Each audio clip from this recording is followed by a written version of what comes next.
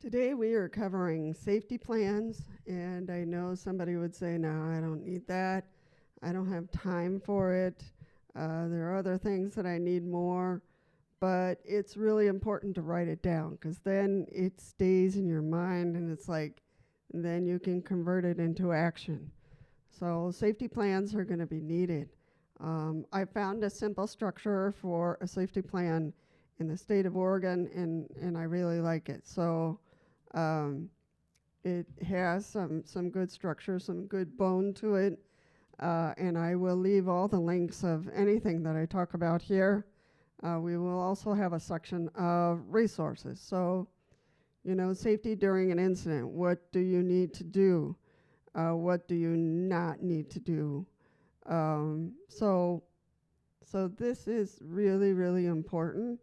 There are two things I'm going to say right off the bat, and that's if you are in the middle of an incident, don't get caught in either the kitchen or the bathroom.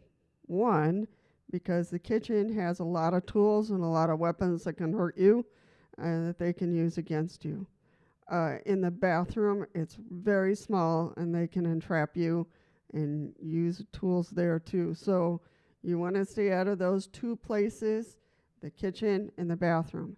Do your best to stay near doors or windows, so which he will or she will take you away from those areas because they know that you are planning. So,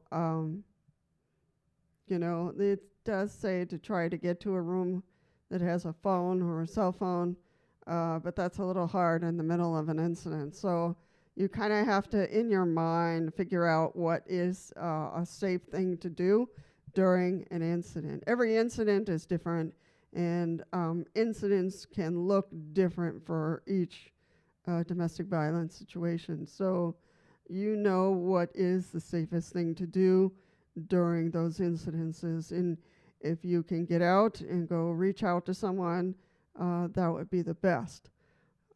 But so it has, steps and things you can do during an incident. It has things, safety when preparing to leave. So if you're planning to just leave this situation, my microphone is attacking me, you can, there are some steps that you should do when you're planning on leaving. It is the most dangerous moment of domestic violence situations. So you really need to have people help you, not to try to do this alone, because you really need help. You need support during that time.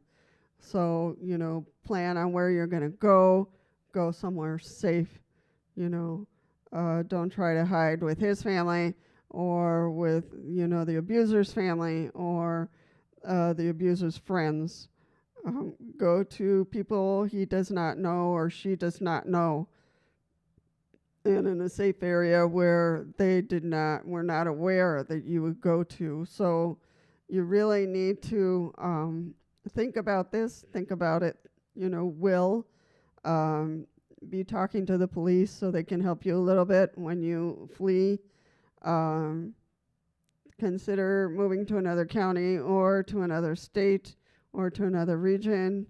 Set aside, with friends or at home, an extra set of keys, money, and extra clothing, important numbers and paperwork, documents, if you can get them back, because a lot of times they're taken away from you.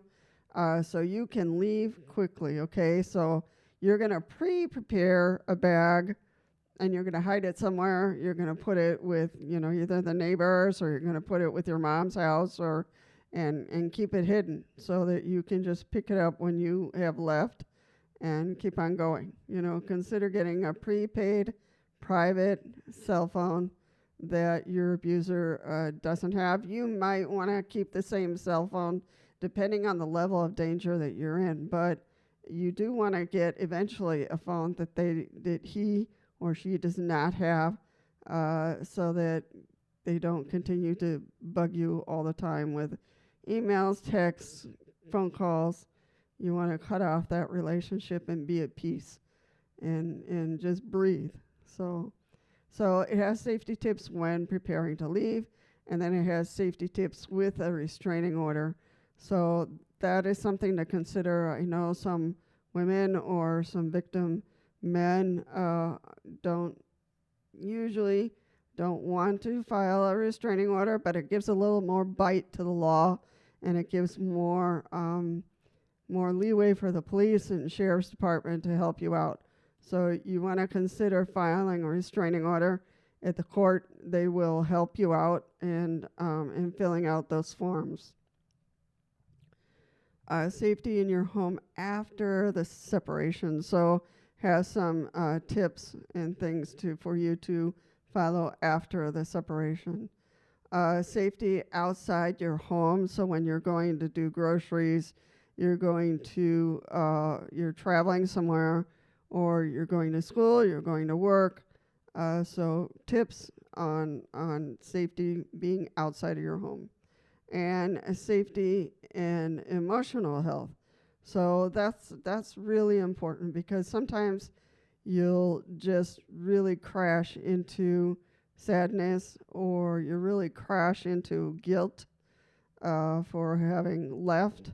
You'll really crash into depression, anxiety, and those things will really tear you down. So you want to touch base with either a support group, a counselor, a social worker, to be talking about these things, so that you can get some clarity in your mind and remain healthy about enduring all this, because it's going to take a while. It's not just like you can snap your fingers and it's all resolved. No, it's going to take a while for it all to settle down.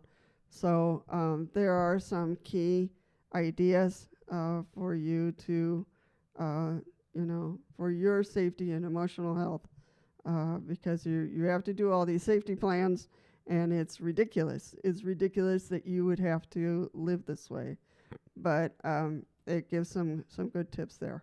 So I'll leave this form, in the links down below in the description box, so you can go there and help yourself create a good, strong, common sense, basic treatment plan for all these areas.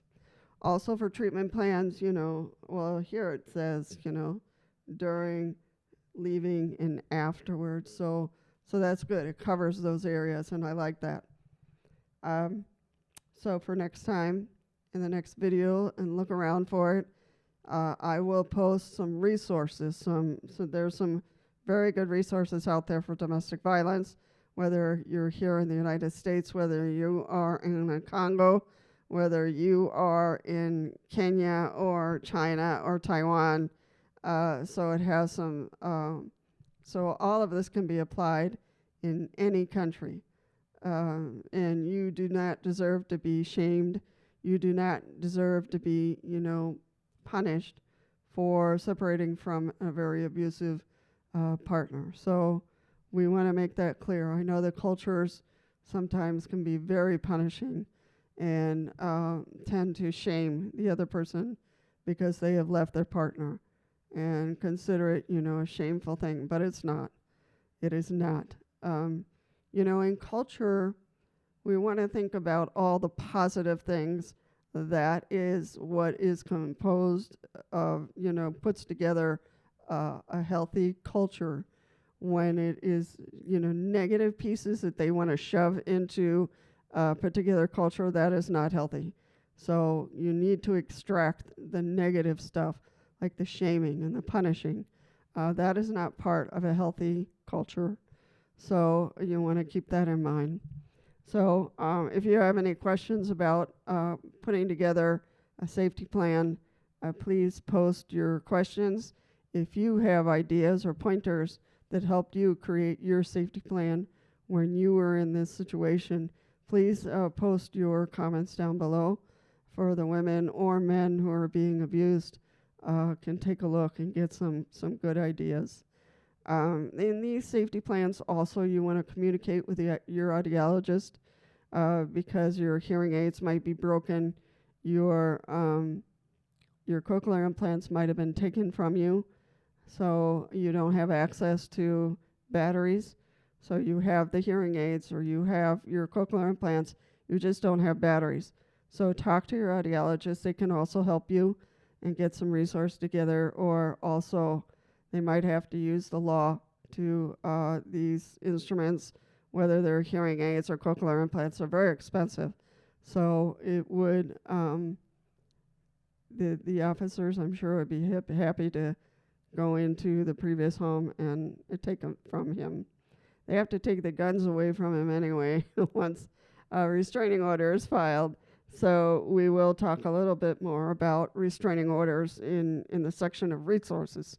So for today, just treatment plans. So see if you can sit down and write something up, and don't have it in the home. Have your sister keep it, have it your cousin keep the treatment plan, and help you and support you in executing it, because it has no worth if you don't execute the treatment plan. So that is all for today, folks, and I will see you in the next video.